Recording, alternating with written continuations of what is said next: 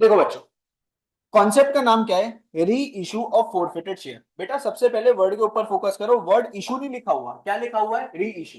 मतलब कोई मैं नए शेयर्स नहीं बेच रहा, मैं पुराने शेयर्स ही दोबारा से किसी और बंदे को क्या कर रहा हूँ, सेल कर रहा हूँ, तो उसको क्या बोलते हैं? री इशू। अगर मैं नए शेयर्स अगर मैं बेच रहा हूँ तो उसको बोलते हैं इशू। और री इशू का मतलब क्या? पुरानी चीजें किसी और को आप क्या कर रहे हो सर, सेल कर रहे हो, उसको बोलते हैं री इशू। सर ये री इशू कब करना होता है? बच्चों ध्यान से समझना। मैंने शेयर्स बेचे थे मिस्टर राहुल। मिस्टर राहुल ने मेरे को अलॉटमेंट के पैसे नहीं दिए। कहाँ रहते हैं तुम? अलॉटमेंट के इसने मेरे को पैसे नहीं दिए।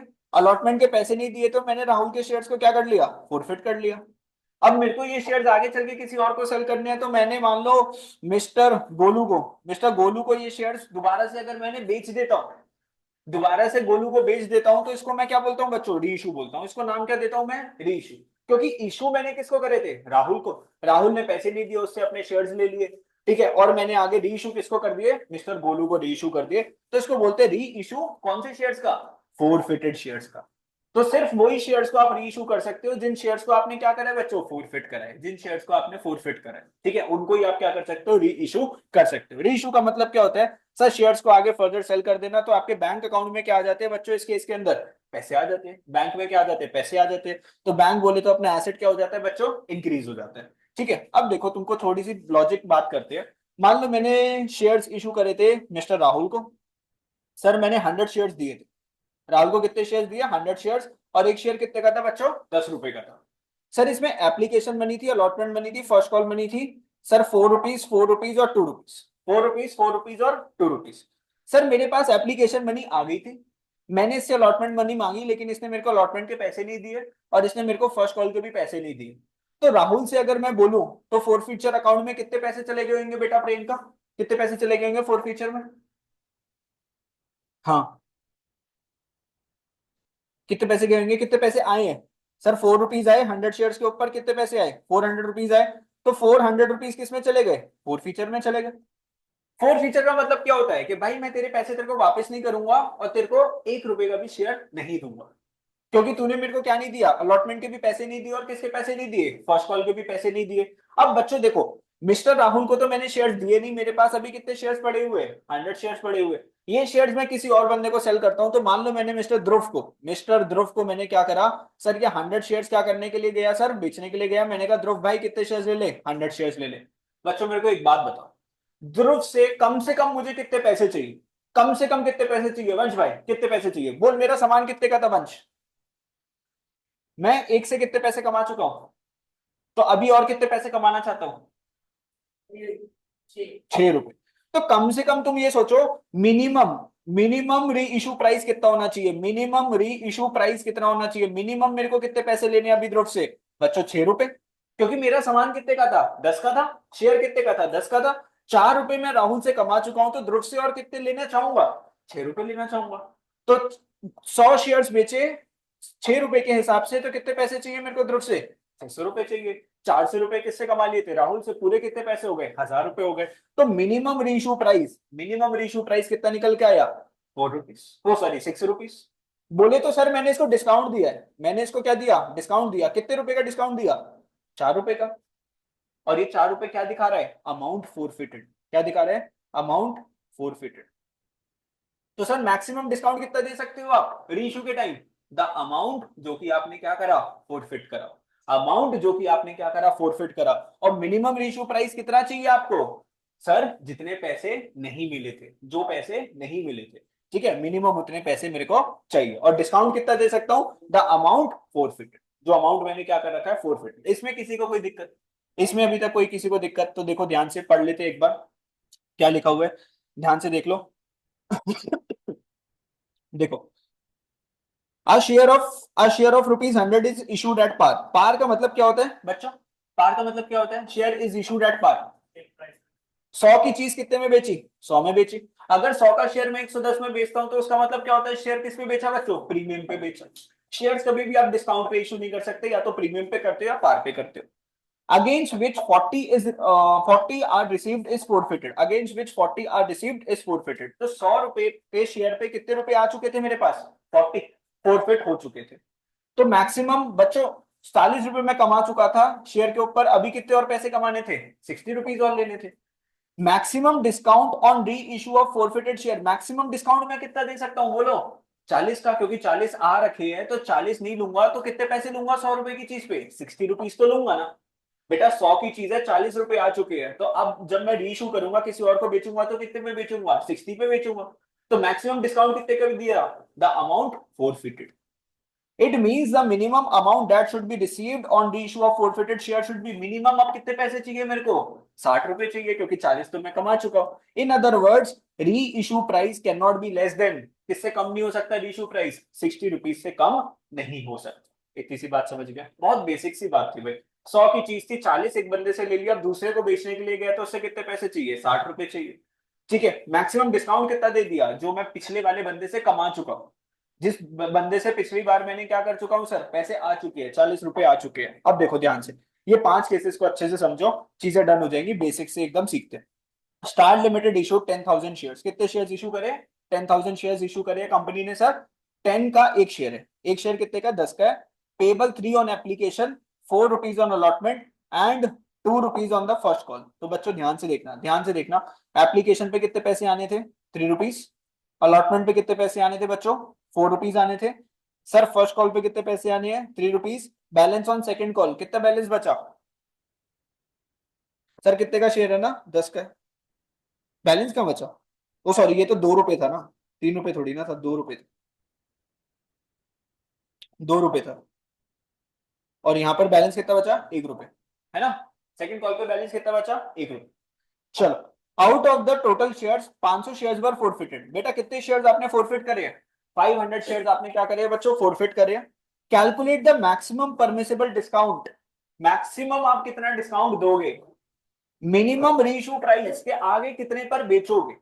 मैक्सिमम डिस्काउंट मतलब, डिस्काउंट का मतलब जानते हो ना, कितना कम पैसे लोगे और आगे कितने का बेचोगे, इसको बोलते हैं reissue price at the time of reissue of shares as fully paid up in each of the following cases.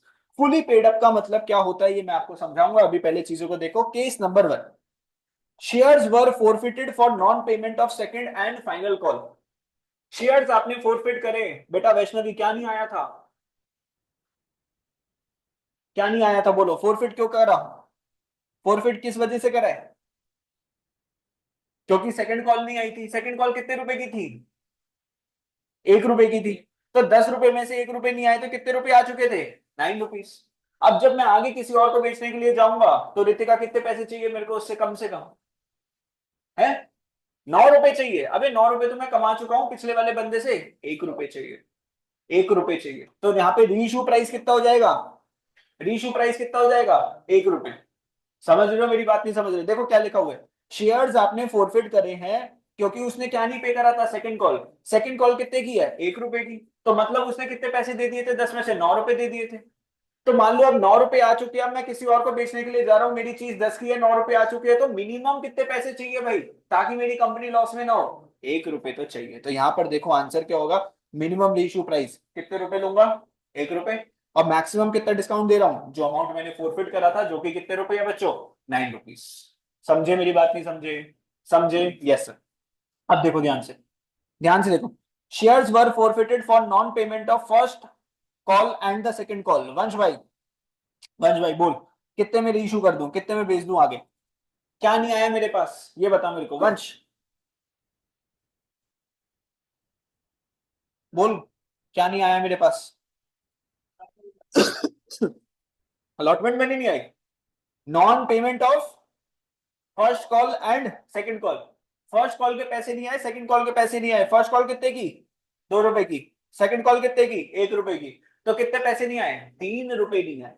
तो 10 में से अगर मेरे पास ₹3 नहीं आए तो बोलो कितने रुपए आ चुके हैं? ₹7 आ चुके हैं। अब मैं आगे इन शेयर्स को किसी और को बेचूंगा तो मेरे को मिनिमम कितने पैसे चाहिए? ₹3 चाहिए। तो यहाँ पर अगर मिनिमम इशू प्राइस देखोगे तो कितना आ रहा है बच्चों? ₹3 आ रहा है। कितना आ रहा है? ₹3 आ रहा है। और मैंने डिस्काउंट कितना दे दूंगा? Maximum discount ₹7।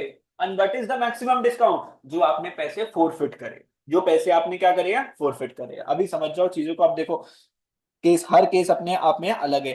ध्यान से देखो, देखो, if shares were forfeited for non payment of allotment, first call, second and final call, है जी। ना तो अलॉटमेंट के पैसे आए, ना फर्स्ट कॉल के पैसे आए, ना सेकंड कॉल के पैसे आए, तो सिर्फ आए किसके थे? एप्लीकेशन के आए थे। कितने रुपए? 3 रुपए आए थे बच्चों, 3 रुपए आए थे, तो 10 में से 3 रुपए आ रखे हैं। अब आगे मेरे को किसी और को बेचना है तो कितने रुपए कम से कम चाहिए? 7 रुपए चाहिए। तो रीइश्यू प्राइस कितना होगा? मिनिमम रीइश्यू प्राइस कितना होगा बच्चों? 7 रुपीज। मिनिमम रीइश्यू प्राइस कितना है बच्चों? 7 रुपीज। और मैक्सिमम डिस्काउंट कितना दे सकता हूं सर? 3 रुपए का, जो कि एप्लीकेशन बनी है, जो कि मेरे पास आ रखी है। ठीक है, डन। बोलो, केस नंबर 3 भी डन हुआ। आगे चलो देखो, केस नंबर 4। ध्यान से देखना अब ये पॉइंट अच्छे। Calls were shares were forfeited for non payment of, क्या क्या नहीं आया था? अलॉटमेंट नहीं आया था, सेकंड कॉल नहीं आया, फर्स्ट फर्स्ट कॉल नहीं आया था, second and final call is not yet made, अभी तक मैंने सेकंड कॉल के पैसे मंगवाए नहीं थे। मतलब सेकंड कॉल कितने की थी? 1 रुपए की थी। मैंने सामने वाले से कितने पैसे मंगवाए थे? 9 रुपए मंगवाए थे। 9 रुपए में से उसने अलॉटमेंट के पैसे नहीं दिए, जो कि 4 रुपए है, और फर्स्ट कॉल के पैसे नहीं दिए, जो कि 2 रुपए है। तो 9 रुपए में से उसने कितने पैसे नहीं दिए? 6 रुपए। तो उसने जो दिया है वो सिर्फ क्या दिया है? एप्लीकेशन में नहीं दिया, जो कि कितने की है? 3 रुपए की। सर हुआ क्या? मैंने सामने वाले पार्टी से एप्लीकेशन के पैसे मंगवाए, अलॉटमेंट के पैसे मंगवाए, फर्स्ट कॉल के पैसे मंगवाए, अभी तक सेकंड कॉल के पैसे नहीं मंगवाए। मतलब मैंने मंगवाए थे 9 रुपए। उसमें से बंदे ने सिर्फ एप्लीकेशन मनी पे करी है कितने की बच्चों? 3 रुपीज। ठीक है। तो अब मेरे को एक बात बताओ, कितने पैसे मेरे पास नहीं आए? सर मंगवाए 9 रुपए थे, 3 रुपए आ गए, तो कितने पैसे नहीं आए? 6 रुपए के 7 रुपए? 6 रुपए के 7 रुपए। 6 रुपए के 7 रुपए। देखो चीज मेरी 10 की थी, लेकिन 10 की चीज के मैंने कितने पैसे मांगे अभी? 9 रुपए।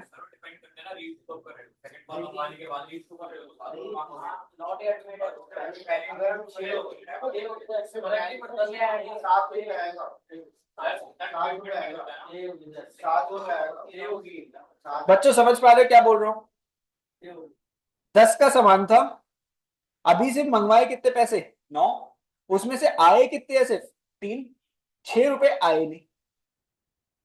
अब जब मैं आगे किसी और को बेचने के लिए जाऊंगा, आगे किसी और को बेचने के लिए जाऊंगा, तो मुझे उससे कितने पैसे चाहिए? 6 रुपए चाहिए या 7 रुपए चाहिए? क्योंकि 10 का सामान है, 3 रुपए आ रखे हैं, 7 रुपए मंगवाऊं कि 6 रुपए मंगवाऊं? हाँ जी। रीइशू कितने का करो? रीइशू है प्रांजल? बेटा क्वेश्चन तो सामने, अब तू बताना, इसके बेसिस के ऊपर बताना। इसके दो केसेस कहां बन रहे हैं? एक ही केस होएगा, दैट इज 7 रुपीज। मेरी चीज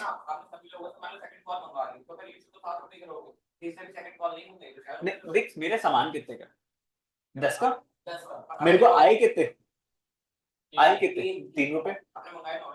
मैंने मंगवाए 9 थे, मैंने मंगवाए थे, लेकिन अब आगे वाले से तो मैं क्या बोलूंगा ना, आगे वाले को जब मैं सामान जब बेच रहा हूँ, तेरे को क्या पता मैंने पिछले वाले से कितने पैसे मंगवाए थे कितने नहीं, वो तो एक अलग पर्सन हो गया ना। तो तेरे दिमाग में क्या चल रहा है? बेचने से पहले तेरे दिमाग में चल रहा होगा ना कि मेरे को इस पार्टी से कितने पैसे लेने हैं। तू क्या सोचेगा? देख, तू एक दुकानदार है, कनिष्क आया तेरे पास, इसने पैसे नहीं दिए, तो अब वो सामान तू किसको बेच रहा है? मेरे को बेच रहा है। मुझे थोड़ी ना पता तूने इससे कितने पैसे मंगवाए थे। मान ले तेरी 500 की चीज थी, 200 इसने तेरे को दे दिए, तू मेरे से कितने कमाना चाहेगा? 300 रुपए कमाना चाहेगा। ठीक है, तो यहाँ पे कंफ्यूज मत होना, कितने का एग्रीमेंट था, क्या एग्रीमेंट था। भाई मेरा 10 का सामान था, मेरे पास 3 रुपए आ गए थे, तो मेरे को कितने पैसे चाहिए? बोलो, कितने पैसे चाहिए? 7 रुपए चाहिए। एंड सर मैक्सिमम डिस्काउंट कितना दे सकता हूँ? 3 रुपए का, that is the application amount. तो ये लाइन आपको क्या कर रही है सर? कंफ्यूज कर रही है, तो कंफ्यूज मत होना। आगे, if shares were forfeited for non payment of first call, क्या नहीं पे करा आपने? फर्स्ट कॉल नहीं पे करी थी, second and final call is not yet made, दोबारा से कंफ्यूज कर रहा है। तो मतलब इसने क्या क्या दे दिया था? एप्लीकेशन के 3 रुपए आ गए थे, अलॉटमेंट के 4 रुपए आ गए थे, टोटल कितने पैसे आ गए थे? 7 रुपए आ गए थे। ठीक है, 7 आ गए थे, 10 की चीज के 7 रुपए आ गए थे, रीइश्यू प्राइस कितना होगा? 3 रुपीज का। और मैक्सिमम डिस्काउंट कितने का दे सकते हो आप? 7 रुपए। बढ़िया तरीके से मैंने आपको ये चीज समझा दी कि मैक्सिमम परमिसेबल डिस्काउंट कितना हो सकता है और मिनिमम रीइश्यू प्राइस कितना हो सकता है। एक प्रॉपर आपको एक क्या करवा दे, अच्छे से क्वेश्चन करवा दे। अब आगे चलते चलते चलते चलते चलते आगे चले। चलो, अब मेरे को आपको,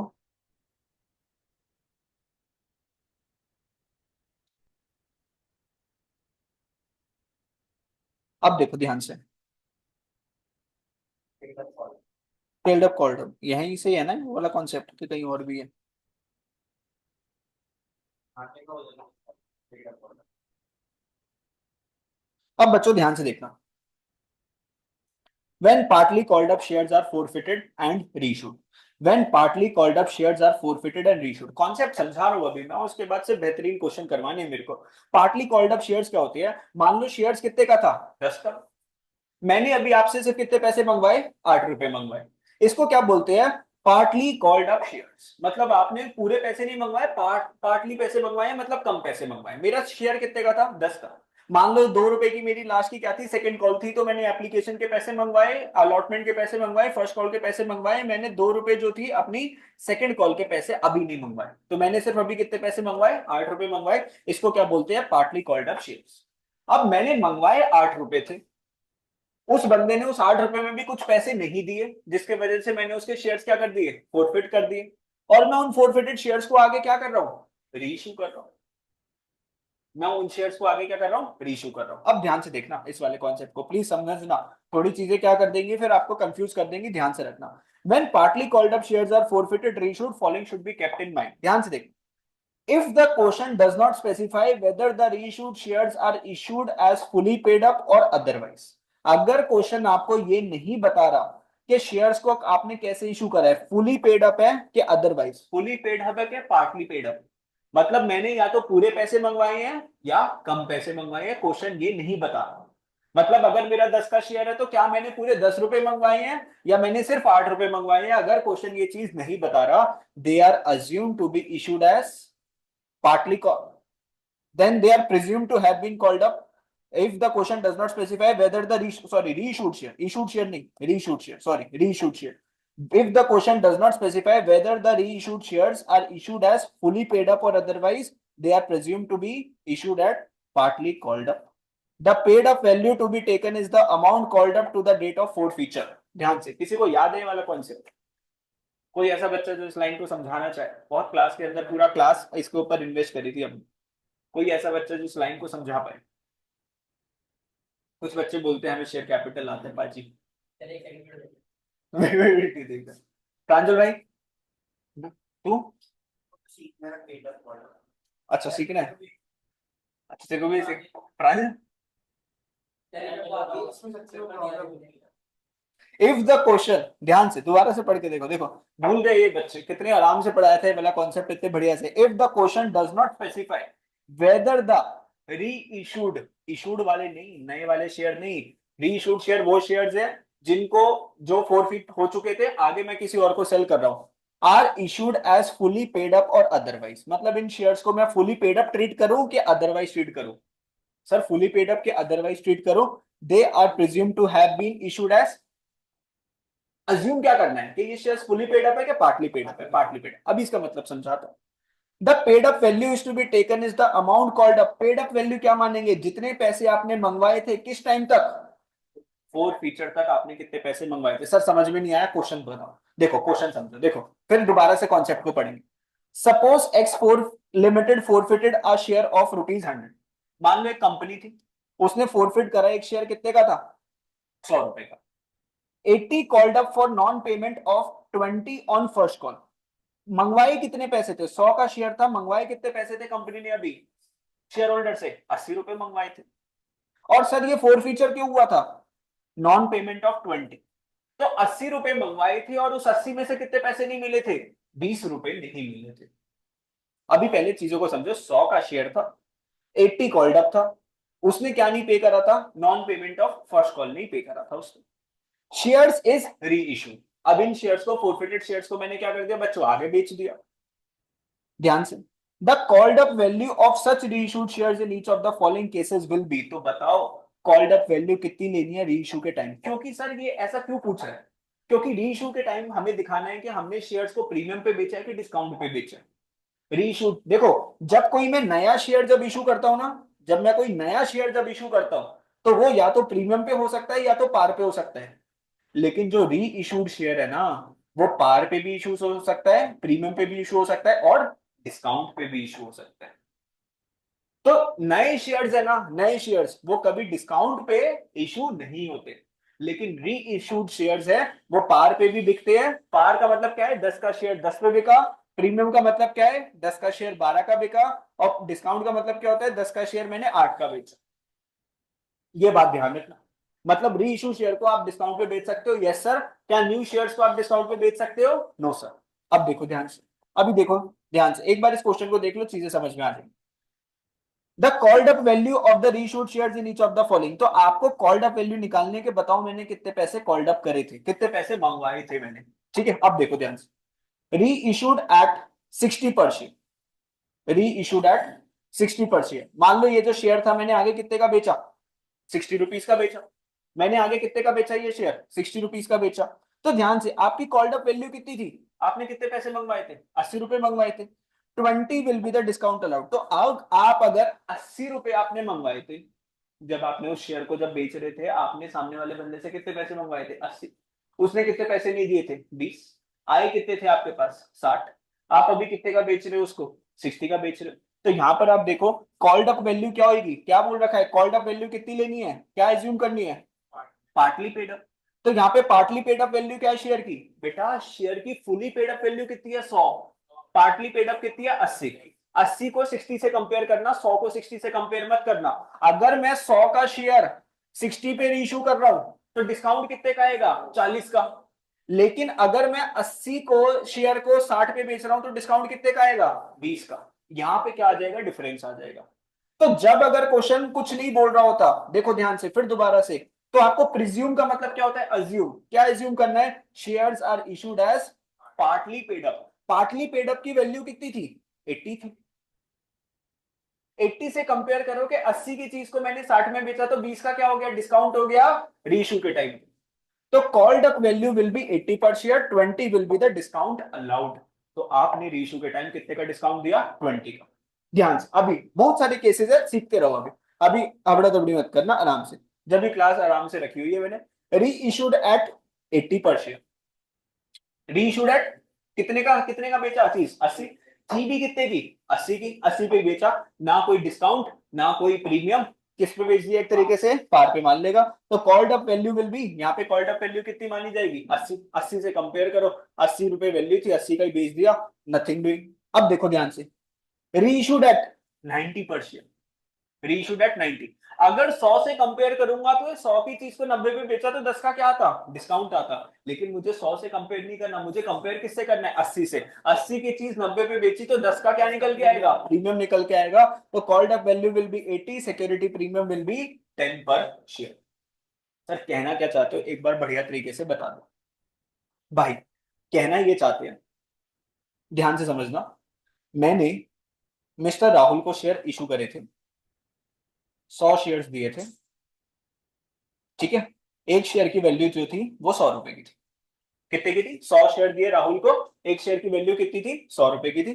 मैंने अभी जो कॉल्ड अप करा, कॉल्ड अप, मैंने राहुल से सिर्फ कितने पैसे मंगवाए बच्चों, 80 कॉल्ड अप।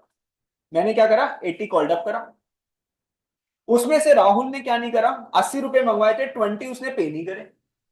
तो मैंने उसके शेयर्स क्या कर लिए, बोलो, फोरफिट कर लिए। मैंने शेयर्स क्या कर लिए, फोरफिट कर लिए। अब मैंने फोरफिट कर लिए तो आगे मुझे इन शेयर्स को क्या करना है सर, रीइश्यू करना है। मुझे आगे इन शेयर्स को क्या करना है, रीइश्यू करना है, आगे किसी को बेचना है। अब सर एक बात बताओ, सर मैंने मान लो ये जो शेयर जो रीइश्यू करा, री issued at the rate rupees 70 पर शेयर। कितने का रीइश्यू करा, 70 पर शेयर। अब मेरे को ये पता लगाना है कि मैंने जो शेयर जो बेचा, ये पार पे बेचा, प्रीमियम पे बेचा कि डिस्काउंट पे बेचा। तो मेरे को दो वैल्यूज चाहिए कंपेयर करने के लिए। एक वैल्यू तो ये है कि कितने पे बेचा, इसको कंपेयर किससे करो।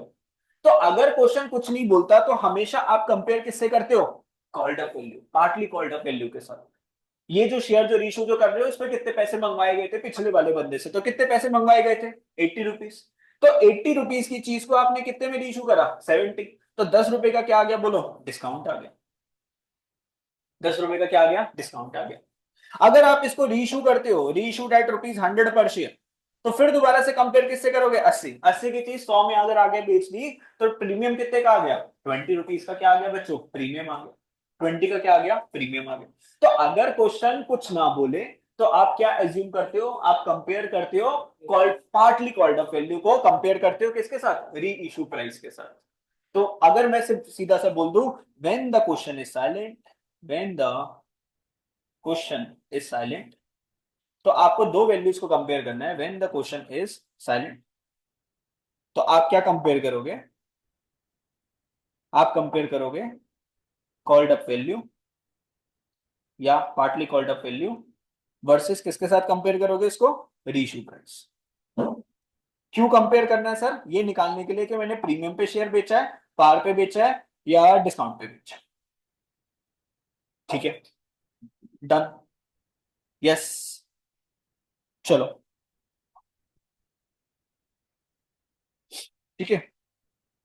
अब देखो ध्यान से, ये नीचे भी क्वेश्चन है क्या, if called up value of the share is given at the time of, अब देखो ध्यान से, if called up value of the share is given at the time of reissue of share, जब आप किसी दूसरे बंदे को शेयर को बेचने के लिए गए, क्वेश्चन में कॉल्ड अप वैल्यू गिवन है। अभी तो इस क्वेश्चन में कॉल्ड अप वैल्यू गिवन नहीं थी, कॉल्ड अप वैल्यू हमने क्या एज्यूम करी, 80। कॉल्ड अप वैल्यू हमने इस वाले सिनेरियो में इन सारे तीनों में कौन सी वैल्यू एज्यूम करी थी, 80, क्योंकि क्वेश्चन में बोल नहीं रखा था। लेकिन अब अगर क्वेश्चन में बोल रखा है if called up value of share is given at the time of reissue, in the above case the called up value in each of the following cases will be, ध्यान से समझना, रीइश्यूड एट 60 पर share, fully called up. Question में क्या given है, देखो क्या लिखा हुआ है, अब fully called up. Fully called up का मतलब क्या है, शेयर कितने का है, 100 रुपए का। फुली कॉल्ड अप का मतलब क्या है, शेयर कितने का है, 100 का। 100 के शेयर को कितने का बेच रहे हो, 60 का बेच रहे हो, तो 40 will be the discount allowed. तो 40 को क्या मान लोगे, डिस्काउंट अलाउड। तो क्वेश्चन में अगर गिवन है fully called up value eight the time of reissue, तो पूरे शेयर की वैल्यू को कंपेयर करोगे रीइश्यू प्राइस से। कुछ भी नहीं गिवन तो पार्टली कॉल्ड अप वैल्यू को कंपेयर करोगे किसके साथ, रीइश्यू प्राइस के साथ। देखो रीइश्यूड एट 80 पर शेयर, फुली कॉल्ड अप का मतलब शेयर कितने का, 100 का, सॉरी पेड अप 100 का शेयर, रीइश्यू कितने का कर रहे हैं, 80 का, तो 20 रुपीज का क्या हो जाएगा, डिस्काउंट हो जाएगा। आगे चलो सर, आगे चलो, अभी करवाऊंगा इसके ऊपर और क्वेश्चन। री इशूड एट 100 पर शेयर, फुली कॉल्ड अप, तो called up value will be 100 पर share, discount is neither discount is allowed. तो 100 की चीज थी, इशू भी कितने पे करा, 100 का, तो ना तो डिस्काउंट हो गया ना तो क्या हो गया आपका प्रीमियम हो गया इस केस के अंदर। और अगर रीइशू कर रहे हो 125 पे फुली कॉल्ड अप, तो 100 के सामान के ऊपर 125 रुपए अगर आपने रीइशू करे तो प्रीमियम कितने का आ गया, 25 का आपका क्या आ गया, प्रीमियम आ गया। अब और अच्छे से समझ में आ जाएगा इस वाले क्वेश्चन से, मतलब ये वाला क्वेश्चन अगर आपने कर डाला तो called up, partly called up, value, सारी चीजें क्या हो जाएंगी आपकी, खत्म हो जाएंगी, सब पानी पानी हो जाएगा बस। तो ये वाला क्वेश्चन मुझे आपको करवाना है ताकि ये वाला कॉन्सेप्ट और अच्छे से आपका क्या हो जाए, डन हो जाए। लेकिन करवाने से पहले 5 मिनट आपको दूंगा, एक बार खुद क्रैक करो। समझा तो दिया मैंने कॉन्सेप्ट, एक बार क्रैक करने की कोशिश करो, 5 मिनट लो। हाँ, partly called up, partly paid up, एक चीज। नवलक्ष्मी फोरफिटेड 500 शेयर्स, नवलक्ष्मी फोरफिटेड 500 शेयर्स। तो भैया एक कंपनी थी, उसने कितने शेयर्स फोरफिट करे बच्चों, 500 shares of ₹10 each for non payment of first call of ₹3 पर शेयर। तो the final call of ₹2 is yet to be made. तो बच्चों ध्यान से समझना, 10 रुपए का शेयर था, 10 रुपए का शेयर था, उसपे कितने पैसे नहीं आए थे सर, फोरफिट क्यों करा, बिकॉज सर फर्स्ट कॉल नहीं आई थी। फर्स्ट कॉल कितने की नहीं आई थी सर, ₹3 की नहीं आई थी। और सर जो सेकंड कॉल थी ना, जो फाइनल कॉल थी, मतलब सेकंड एंड फाइनल कॉल, ₹2 की, वो अभी तक मंगवाई नहीं थी। मतलब अभी मैंने सिर्फ 10 में से कितने पैसे मंगवाए थे, ₹8 मंगवाए। 10 रुपए में से अभी कितने पैसे मंगवाए थे, ₹8 मंगवाए थे। मतलब ये जो शेयर्स है कैसे है, पार्टली कॉल्ड अप है। ₹8 मंगवाए थे ना, सिर्फ ₹2 मंगवाए नहीं थे। उस 8 में से भी कितने पैसे नहीं आए थे, ₹3 नहीं आए थे। तो आपको हर एक शेयर पे कितने पैसे मिले थे, ₹5 मिले थे। ₹5 मिले थे कितने शेयर्स के ऊपर, 500 शेयर्स के ऊपर। तो ₹5 मिले 500 शेयर्स के ऊपर, तो ₹2500 आप फोरफिट कर पाओगे। 2500 क्या कर पाओगे, फोरफिट कर पाओगे। तो सबसे पहले तो बच्चों इसकी क्या पास करनी है, फोर फीचर की एंट्री पास करनी है। तो फोर फीचर अकाउंट में कितने पैसे गए, ₹2500 गए। फोर फीचर में कितने पैसे गए, 2500। सर फोर फीचर का रीजन क्या था, सर फर्स्ट कॉल नहीं पे करी थी। क्या नहीं पे करी थी, फर्स्ट कॉल। कितने रुपए की, ₹3 की, 500 शेयर्स के ऊपर, तो ₹1500 पे नहीं करे थे, जिसके वजह से फोर फीचर हो गया। सर कॉन्ट्रैक्ट टोटल कितने पैसे का हुआ था, सर ₹8 मंगवाए थे 500 शेयर्स के ऊपर, तो कितने पैसे का कॉन्ट्रैक्ट हुआ था, 4000 का।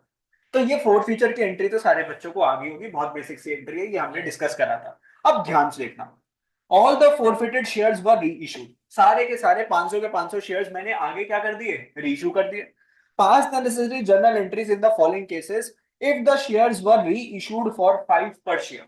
क्वेश्चन ने सिर्फ क्या बोल रखा है कि मैंने शेयर को रीइश्यू करा है कितने पर, 5 पर शेयर। ये नहीं बोल रखा कि सर पार्टली कॉल्ड अप के फुली कॉल्ड अप, अगर कुछ नहीं बोल रखा हो तो किससे कंपेयर करते हो, पार्टली कॉल्ड अप के साथ। पार्टली कॉल्ड अप की वैल्यू कितनी है 8, 8 रुपए के शेयर को कितने पे बेच रहे हो 5 पे, तो कितने का डिस्काउंट दे दिया 3 रुपए का डिस्काउंट दे दिया। अब ध्यान से देखो जर्नल एंट्री कैसे पास करोगे। आपने शेयर बेचा है 5 का, कितने शेयर बेचे हैं 500, कितने पैसे आएंगे आप लोगों के पास 2500 रुपीज आएंगे। तो आपने क्या बोला बैंक अकाउंट डेबिट कितने पैसे 2500, ध्यान से सुनते रहना, बैंक अकाउंट डेबिट 2500। सर ये जो आपने डिस्काउंट जो दिया है ना, ये आपने जो डिस्काउंट जो दिया है कितने का डिस्काउंट दिया है 3 रुपए का दिया है, कितने शेयर्स के ऊपर दिया है 500 शेयर्स के ऊपर, तो डिस्काउंट कितने का है 1500।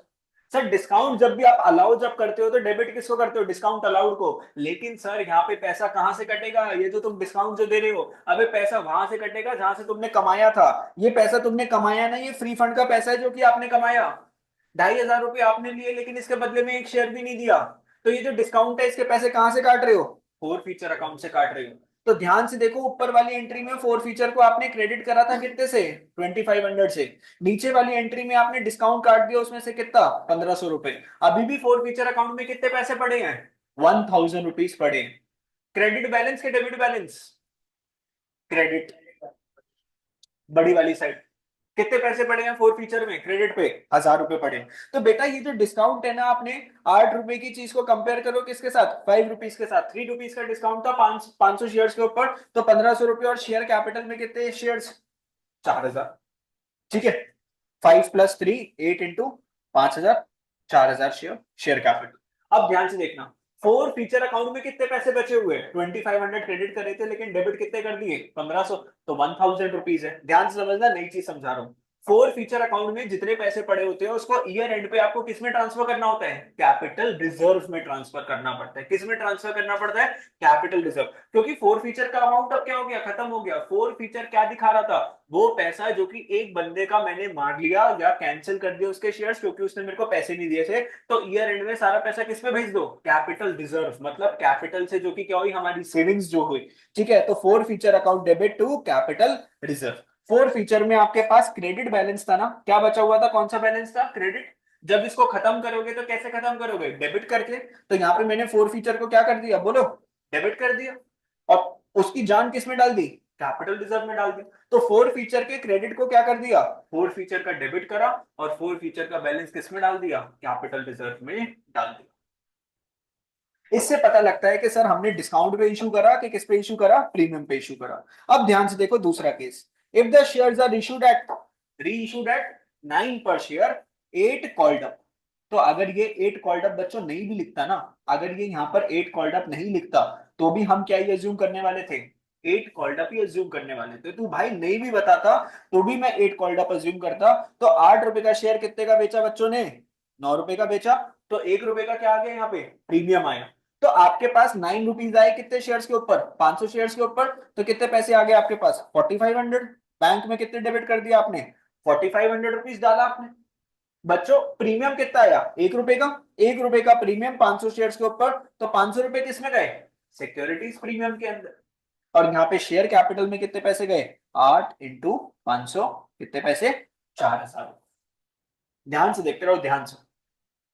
अब आप कंपेयर करोगे ये वाली एंट्री को और वर्सेस ये वाली एंट्री को। अब केस टू को थोड़ी ना कंसिडर करना है, वो एक अलग केस था ये एक अलग केस है। अब एक बात बताओ आपके फोर फीचर अकाउंट में कितने पैसे पड़े हुए हैं 2500, कोई डिस्काउंट डिस्काउंट हुआ नो सर।